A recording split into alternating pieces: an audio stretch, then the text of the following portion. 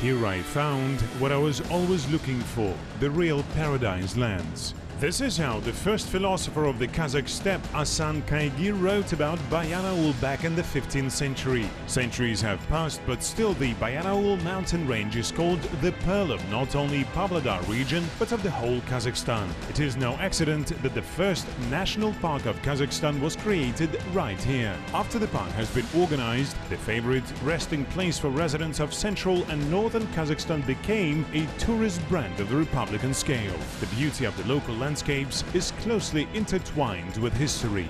Picturesque mountains and blue lakes of Bayanaul have been attracting people since the Paleolithic times. On the territory of the park, archaeologists study the traces of the activities of the ancient civilizations, biologists a rich animal and plant world, and tourists enjoy the bizarre creations of water and wind, reminiscent of real works of art. Today, the team of the permanent outdoor KZ TV expedition is set off towards Bayanaul from the capital of Kazakhstan, the city of Astana. The guys will have to travel 600 kilometers along the Great Steppe and visit the cities of Yeremyantau, Ekibastuz and Pavlodar and get acquainted with the secrets of Bayanaul with the help of experienced specialists who devoted their lives to studying this amazing land.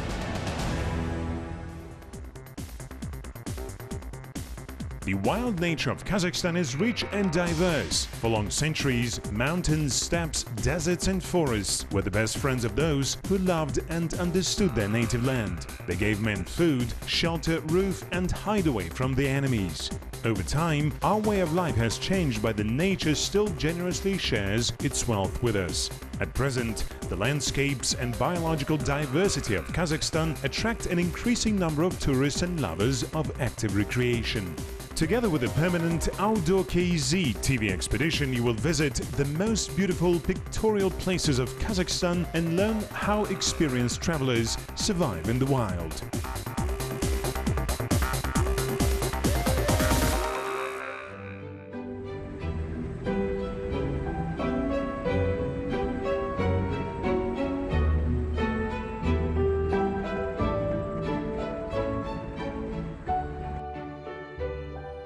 Meeting with the first representatives of the wild world of the Akmola region occurred immediately outside of Astana. The wild duck with a brood crosses the route. She stumbles upon a young rabbit in the roadside grass. Everybody escapes with a slight shock, and our cameraman received his first shots.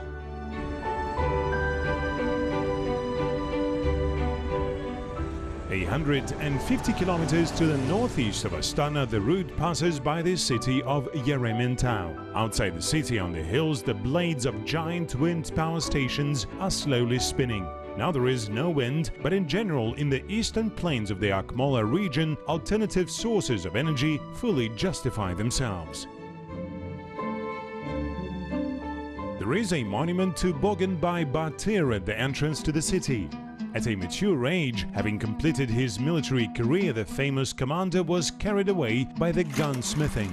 The last years of his life he spent in the east of Sari Arka, where in those days the metallurgical industry was concentrated. Bogut gathered experienced masters around him, and he himself was not immune to physical work. He suggested that Khan Abdülmambet learn the production of main guns and shotguns, but his ideas overtook his age. Batyr died in these places, and his body was transported on a white camel to the city of Turkestan and was buried near the mausoleum of Khoja Ahmet Yasawi. In his youth, Bogut Batyr was an unsurpassed master of martial arts. There used to be a custom in the Great Steppe to begin the battle with a duel of the best Bogatyrs. Such fights sometimes could prevent the very battle. Having become famous as an invincible fighter, Bogut Batyr in the most dangerous period for the Kazakh people took responsibility for the military leadership of the United Militia. Later he acted as a military instructor for the young Abilay Khan. Steppe sages said, "It is better to be survived by a good name than by the mountains of gold." Bogut Batyr managed to leave a priceless inheritance of the undying love of descendants.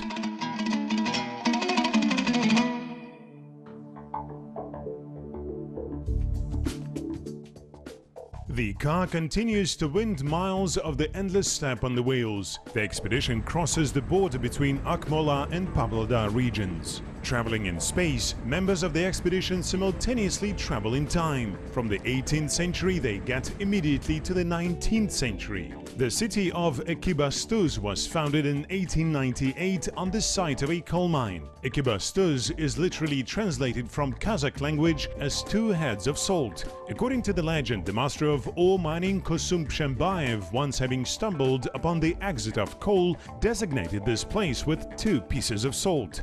But this is just a legend. Most likely this area got its name in the ancient times. The coal reserves of Ekibastuz proved to be truly inexhaustible. The Bogut coal mine produces more than 50 million tons of coal annually. By volume, it is included in the Guinness Book of Records.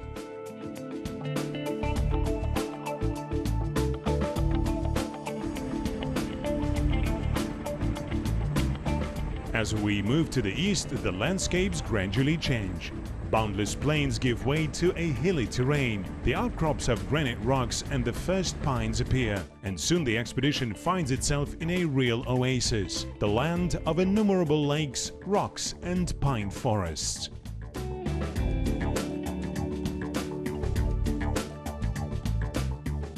The name of Bayanaul comes from the Mongolian word Bayan Ola, which means a safe mountain or rich pastures. According to another version, the name of the mountain is associated with the name of the beautiful Bayan, the character of the folk epos Kozy, Kopesh and Bayan Sulu. До свидания, друзья! Счастливого пути! Прощайте! The Bayanaul mountain range has experienced a long geological history, since the Paleozoic wind and water erosion has been destroying granite and basalt rocks, creating intricate heaps of stones reminiscent of sculptures of fantastic animals. In ancient times, when people endowed natural objects with sacral force, unusual natural sculptures served as an object of worship. Many of them till this day attract people who wish to be cured of various ailments. The highest point of Bayanaul, the Akbet mountain, has a height of 1027 meters. Meltwater and springs have formed a network of freshwater lakes in the intermountain depressions. The largest of them are the lakes of Sabundikol, Jasibai, Toraygir and Bijankol. On the shore of the lake Jaselkol there is a popular beach recreation center. Clean sand and clear water attract thousands of tourists here from Kazakhstan and abroad. After the organization of the National Park of Bayanaul in the vicinity of the lake, hiking trails and cognitive routes are organized.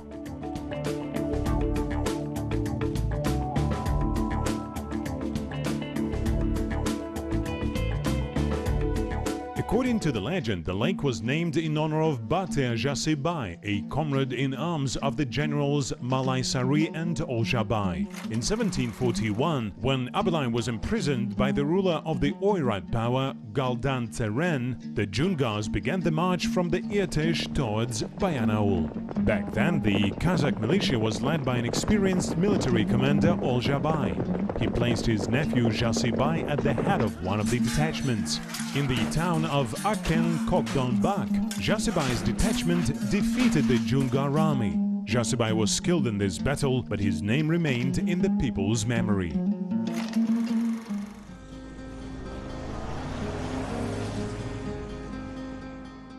Marina Karimova, the president of the Federation of Alpinism of the Pavlodar region, became our guide to the National Park of Bayanaul. Marina devoted many years to the study of the landmarks of the region. She developed dozens of interesting routes for both adults and children and approved them with the Department of the Tourism Industry. Я не занимаюсь коммерческим туризмом, я занимаюсь с детьми. I'm not engaged in commercial tourism. I work with children, teaching them tourism. We cooperate in these terms with the National Park, local Archimart and archaeologists. The tourism for children and youth is very special. It teaches the love to the motherland, to the nature. It makes children get acquainted with the region. This includes archaeology, geology, eco-friendly campaigns, and so on. A child having grown up in the environment will never become antisocial. The romance is still here. Songs at the campfire, the love to the nature, all that remains in our hearts and souls of our children. Все это осталось в наших сердцах и в сердцах наших детей. Над Жасыбаем все лето дожди, струй серебристых полет. И от меня ты привета не жди, в сердце надежда живет. Горное солнце вернется опять, встав высоко над Акбет. Ветер игривый пошлет облака, в них прочитаешь привет. А ты там, а я здесь, а я здесь, а ты там.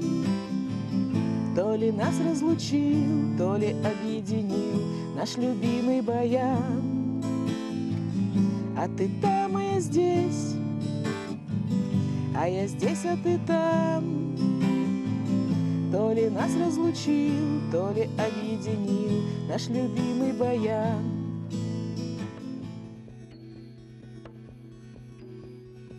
The country road to Korne-Rauliye cave winds among the slight stony ridges covered with pine forests. There is a legend connected to this cave. During the world flood, the three saints, Auliyes, connected pine logs and built a raft. During the storm, the raft fell apart into three parts and the saints have been scattered in different directions. A part of the raft on which the soothsayer Korner escaped was nailed to the mountain. Korner found a cave and settled there. In his honor, the cave was named Korne-Rauliye. This cave as a place of worship was mentioned in the notes of Shokan Velikanov and Grigory Potanin. The last one mentioned was born in the village of Bayanaul and used to hike in the local mountains in his childhood. Apparently, these early impressions had a great influence on the formation of the future researcher of Central Asia.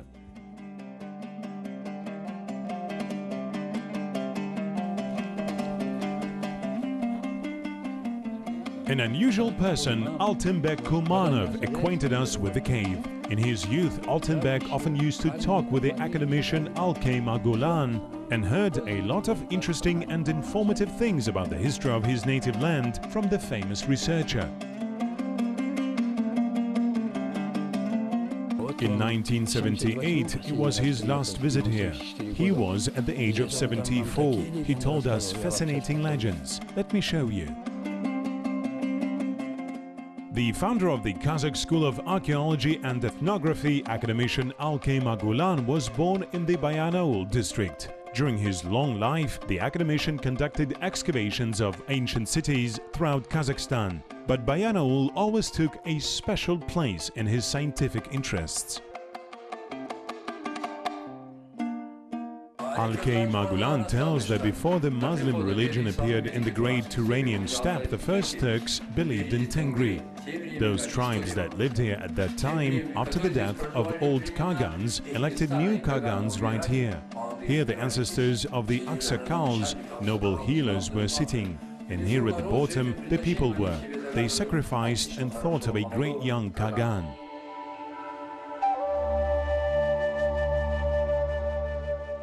A long wooden staircase leads to the cave. It was built long time ago, but it is being updated and repaired from time to time. The philosophy of many religions uses both ethical and educational methods. Pilgrims who come to ask their higher powers of healing or solving their problems must pass some tests.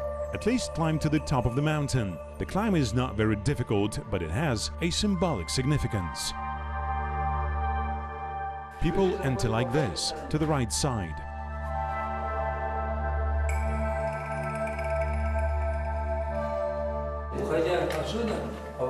When you are coming back from here, you turn to the right. Do you see this space?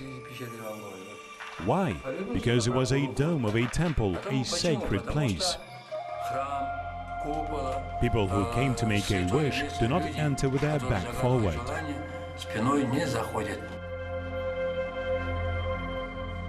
Inside the dark cave, a barely perceptible wind blows all the time. From the outside world draws a warm air, and from the depth of the cave, the cold one.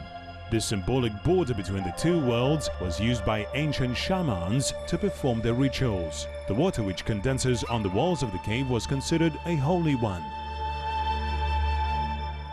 At this place, the ancient Turkic scriptures are stamped. Alkay Magulan used to say that here the Kagan Ulu, Turugu, is written, which means the throne of a Kagan. There is a stone at my foot. Do you see the stone? Here the inauguration of young Kagans happened. They gave a vow to the Aksakals, healers, ancestors and the people. The second part of the cave is called a night's lodging. It thought to be the symbol of the other world in ancient times because the sun cannot reach it. The young Kagan standing here said, "This is the other world and this is the world. This is the temple of the god." Standing here at the interface of the two worlds, I promise my people to be honest and worthy, to protect the defenseless ones and to feed the hungry ones, to lead my people over the traces of the ancestors. Everything has changed with the advent of Islam. In the sacred Quran it is written that we cannot worship stones, water or fire. Then the leaders of Islam began to break here all the stone symbols of the old faith. Here they broke off a piece and erased the inscriptions from above. Then this cave turned into a mosque.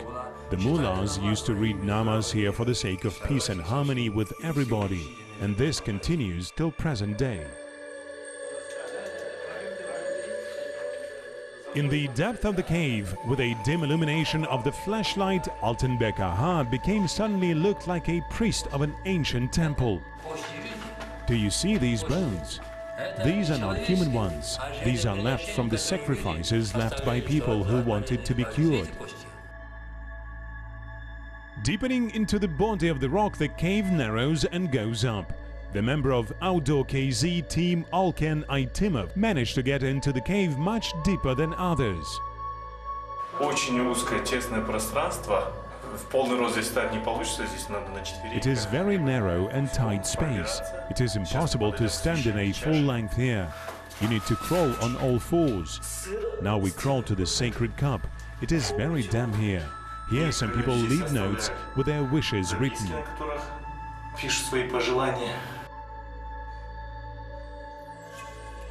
In order to find out all the secrets Altenbek Aha could have shared with us, we would have to live on his cordon for many years. But it's time for us to continue our journey.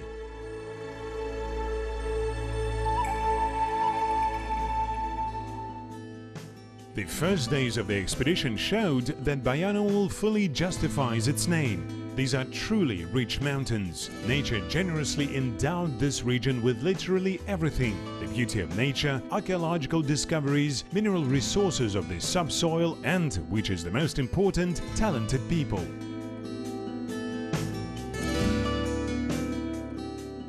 They say that in the depth of the Bayanul Mountains, in the most difficult to approach valley, the rock of talent is hidden.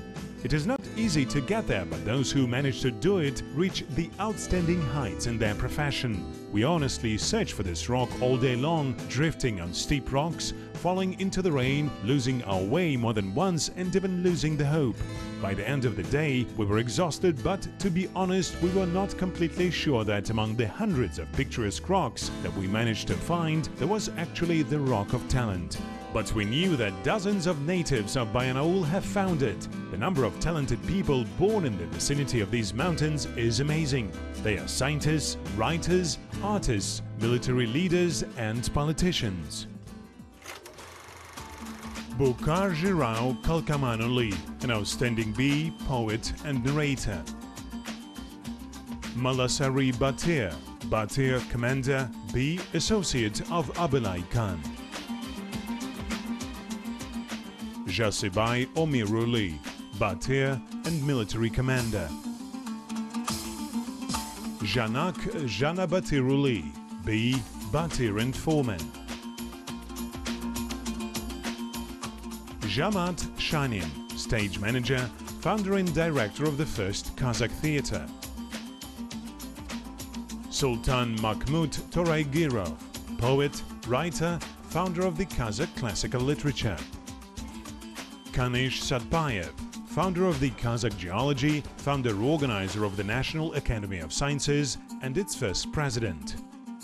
Abiken Bekturov, chemist, academician of the Academy of Sciences of Kazakh SSR, one of the founders of General and A Biochemistry. Alkay Magulan, academician of the Academy of Sciences of Kazakh SSR, founder of the Archaeological School in Kazakhstan. Shapik Shokin, founder of the Energy Science in Kazakhstan, academician. Shaken Aymanov, actor, stage and film director, founder of the Kazakh cinematography, People's Artist of the USSR. Yemukan Bekmakanov, historian, corresponding fellow of the Academy of Sciences of Kazakh SSR. Abulkaz Saginov, academician of the Academy of Sciences of Kazakh SSR, hero of socialist labor. Kalel Agenbayev, archaeologist, doctor of historical sciences, professor, founder of the Kazakh School of Ethnographers. Olja Suleimanov, poet, writer, literature expert, public and political figure, diplomat. Но то, что на Земле существуют места, где талантливые люди рождаются гораздо чаще, чем обычно. This is a proven fact, so to say that there are places where talented people are born more often than anywhere else. Why is this happening? There are three answers to this question. The first, which is the oldest one, gives a magical explanation to phenomenon. If a pregnant woman touches the rock of talent or bathes a baby in a magical spring, he or she will grow into a superhero like Achilles, Hercules or Alpamis Bater. Achilles!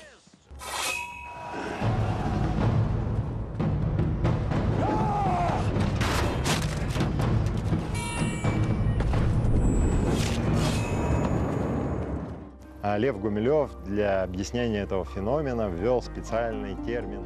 Leo Gumilov introduced the concept of passionarity to explain this phenomenon. By this word, derived from the Latin passio, which means passion, he called the ability of some people to super-concentrate on one, usually transpersonal, super goal. Such people change the world. They, just like magnetic inducers, infect everything around with their energy, and everything starts spinning at a furious pace. In the Gumilov's theory, everything is explained quite logically and consistently, except for the reasons for the occurrence of such passionarity explosions. This explanation is also a little magical. He considers passionarity explosions as a consequence of some inexplicable cosmic radiation. But there is also the third explanation. It is the simplest one and almost do not sin against the natural scientific description of the world. And the key to it lies in the very name of the area, Bayanaul. Bayanaul, the rich mountains, rich pastures and subsoil, and beautiful nature. Meaning these places attracted the most successful and the most educated people of their eras.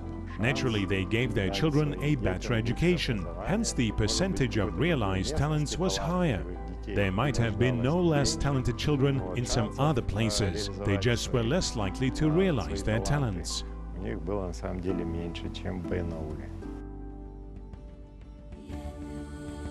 The freakish beauty of rocks and stones give birth to lots of legends.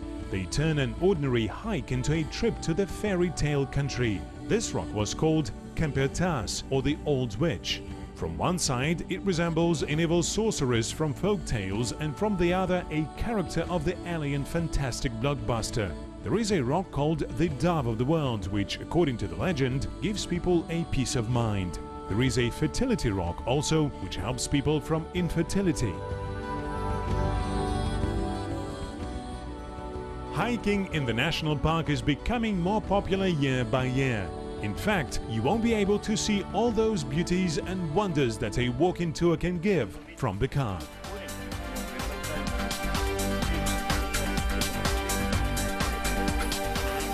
Yelena Roman-Yeskul is an experienced rock climber and a mountain guide.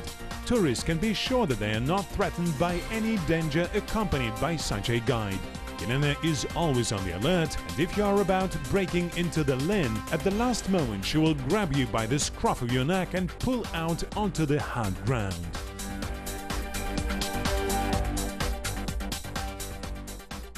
After we got some ideas about ethnographic studies in the park, the time came to test ourselves as geologists. Under the guidance of our guides Marina Karimova and Yelena Romanyescu, we go in search of gems.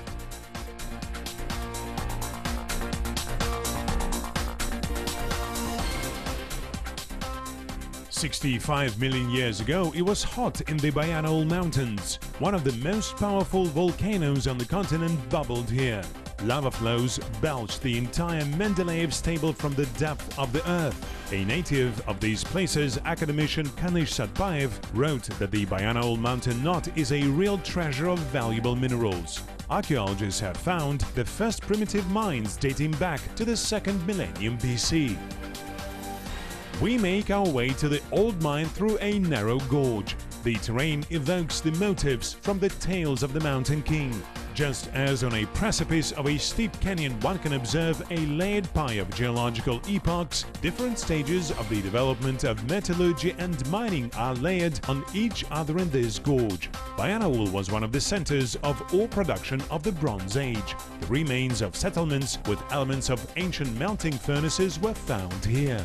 On the site of ancient excavations you can find picturesque ruins of mines dating by the 17th and 18th centuries, and on top of them the geological exploration shafts of the Soviet period. The miners have always considered quartz as a mineral that accompanies gold. The pure mountain quartz, also called the rock crystal, in the Middle Ages was considered an independent precious stone. Ancient Greek philosophers believed that rock crystal is ice turned into stone.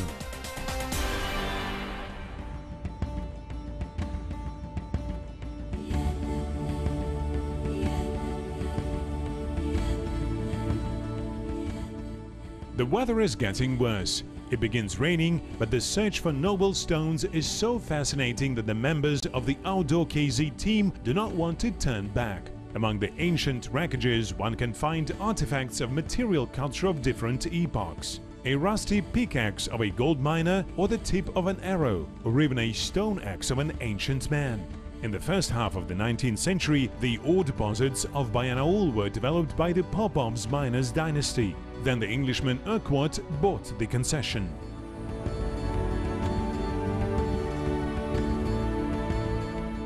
In the modern mineral and raw materials complex of the Republic of Kazakhstan, Pavlodar region takes one of the leading places. There are 89 deposits of common minerals in the region. These are raw materials for the production of various building materials for the needs of industry and other purposes.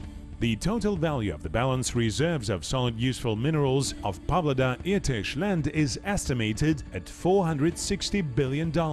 Some of the deposits have been successfully developed for a long time. Additional geological prospecting works are being carried out on some others. Real volumes of minerals and mining conditions are being specified.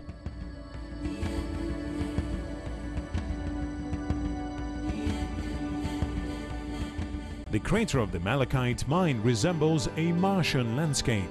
In ancient times, malachite ore was used to produce copper. Dense varieties of malachite with a beautiful pattern are considered precious stones. Malachite was used to decorate various items of luxury, precious vases, bowls, and interior surfaces. Covered with malachite, luxury items were often being presented to crowned persons and foreign diplomats. In small quantities, malachite has been mined in the Bayanol Mountains since ancient times, and in the late 20th century significant reserves of this valuable mineral were discovered. Considering the fact that the reserves of the malachite in the Ural Mountains are almost exhausted, this discovery acquires special value.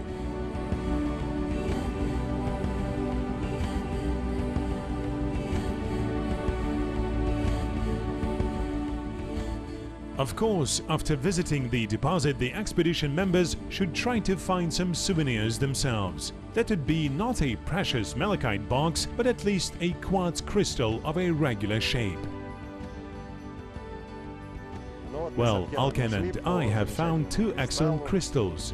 We can continue our expedition with a sense of accomplishment. After all, we take a piece of the Bayanol Mountains with us. It will remind us of this wonderful corner of Kazakhstan for the entire life.